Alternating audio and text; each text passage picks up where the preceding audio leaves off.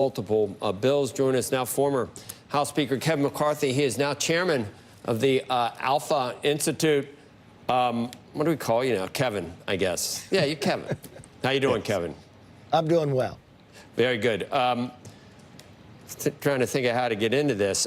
It's interesting that the House seems to be kind of solid. The Senate seems to be solid, but they want to do different things. You know, one wants a wall, the other one wants tax cuts. So I don't know where the disagreement comes in, but on the party itself, Kevin, think about the nominees that are going to get in.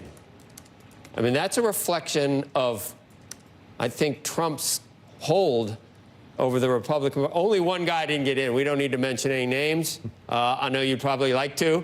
But only one of the nominees probably isn't going to make it. Does that mean that the House is solid under whatever we try, the Republicans try to do here? Are they solid? Is there not going to be one of those, yes, one of those Freedom Caucus revolts? No, I think what you have to read is President Trump is stronger than he's ever been, not just in the Republican Party, but with America itself. He's bringing independents and Democrats along because he's doing exactly what he said he would do and why he got elected. The real MVP up on the Hill, though, is the Senate. And I got to give a lot of credit to John Thune. Think about this. They've been able to do all these confirmations, even though the Democrats are putting up every roadblock. They're getting that done. And now they're going to mark up a budget reconciliation before the House. And the House isn't even agreed to whether this could come out. I think the chairman of Ways and Means, Jason Smith, is right. Doing one bill would be the best way to go forward.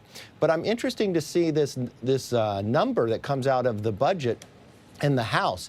If they're really marking to $4.5 trillion, that means you're not even doing the full tax bill as it is today for another 10 years. That's not including SALT. That's not taking away tax on tips or overtime, the things that President Trump wants. And I know at the end of the day, the president's going to get his way. So I'm not sure what the House has been doing this entire time. And then you got government funding coming up next month. So it seems as though they've wasted a lot of time. The Senate has used their time wisely, but I think Jason Smith, the chairman of Ways and Means, has been correct about this, and they should really follow his direction. How do you get there? What needs to, and it's a lot of sausage we're talking about that we're making here. Just so the viewers understand, to be able to go to reconciliation, which allows you to pass this tax bill without 60 votes in the Senate, it's the strength of having the House and the Senate, both chambers have to pass the same budget reconciliation bill. Right now, that's not the case. The Senate's going forward with a smaller one just to deal with the border, defense perspective, and then the House wants to be able to deal with the tax bill. Just to keep the tax bill as we have now with no changes costs about $4.6 trillion. But if you add SALT, tax on tips, overtime, you're going to need about another trillion. But the House Budget Committee looks like they want to mark up to 4.5. So that would mean you're not doing the tax bill for another 10 years. You're not adding the president's request. There has to be a better direction here, while at the same time, what are we doing about government funding that's coming due on March 14th?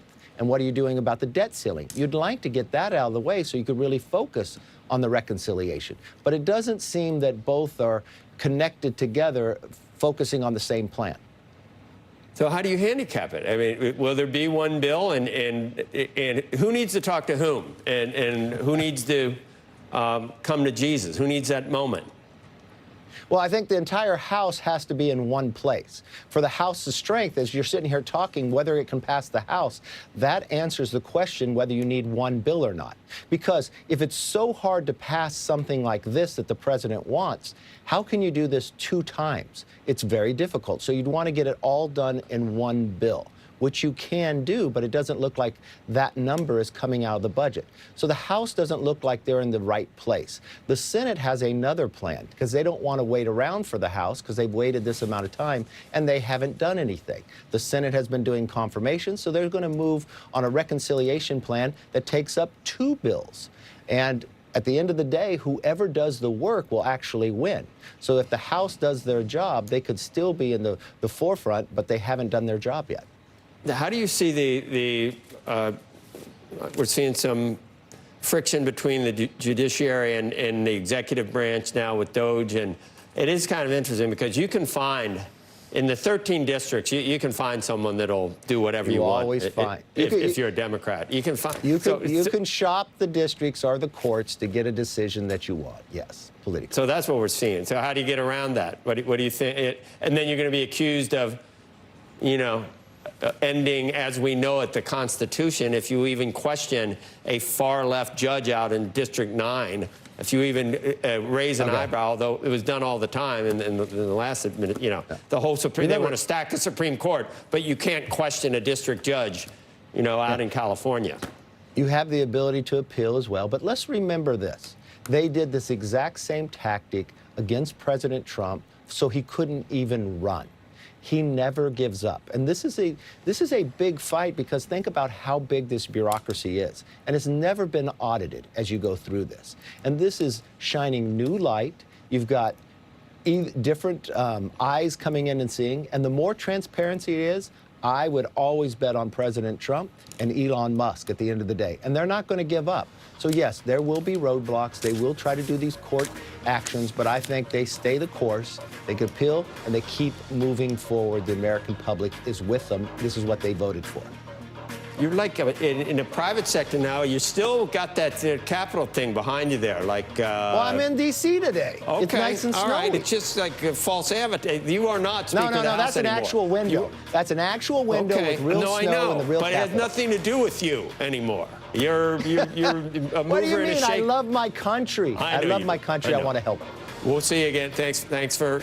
Are you a contributor anywhere yet? No. Did you do that? I do this for the love of just answering your questions, Joe. Oh, I know. We love you too. All right. That's sweet. It is. Wow. He likes us. He really likes us. He likes us. He really likes us.